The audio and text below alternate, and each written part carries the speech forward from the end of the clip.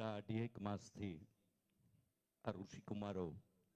અહીં તથાસ્તુ વેદ વિદ્યાલયમાં શિક્ષિત અને દીક્ષિત થઈ રહ્યા છે અને એ શિક્ષાના પરિણામનું કેટલીક ઝલક આપણે આવા ટૂંકા ગાળામાં આપણે સૌએ અહીં એમના સ્વર અને શબ્દોમાં આપણે સૌએ માણી આવતા દિવસોના આપણા શાસ્ત્ર અને સંસ્કૃતની ધરોહરને પૂજ્ય દાદાના માર્ગદર્શન તળે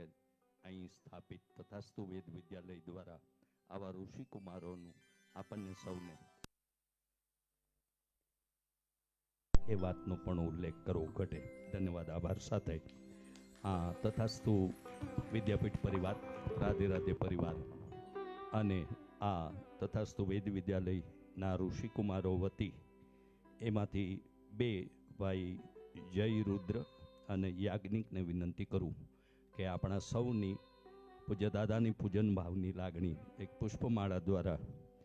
જય રુદ્ર અને યાજ્ઞિક આપણા બધા વતી પૂજ્ય દાદાને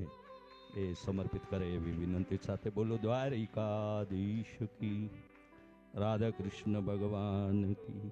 વિશ્વ હિન્દુ પરિષદના કાર્યકર્તા આ તરફ આવી જશો. પૂજ્ય દાદા આપણા સનાતન ધર્મની એ સંસ્કૃતિની ધરોહરને ઉજાગર કરવા વિદેશ પ્રવાસેથી અને આ જિલ્લામાં પણ આવા જરૂરિયાતમંદ બાળકોના શિક્ષણ અને એ સેવાનું કામ અને આવા વેદ વિદ્યાલય દ્વારા આવા ઋષિકુમારોના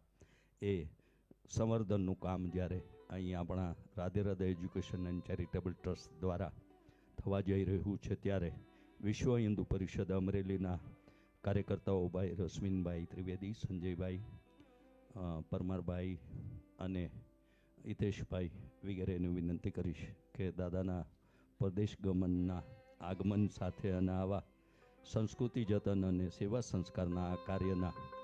એમની જહેમતને બિરદાવતા આપણા સૌ વતી અમરેલી જિલ્લા વિશ્વ હિન્દુ પરિષદ વતી પૂજ્ય દાદા પ્રત્યે તેઓ સત્કાર અને સ્વાગતનો ભાવ સંપન્ન કરે તેવી વિનંતી કરી રહ્યો છું.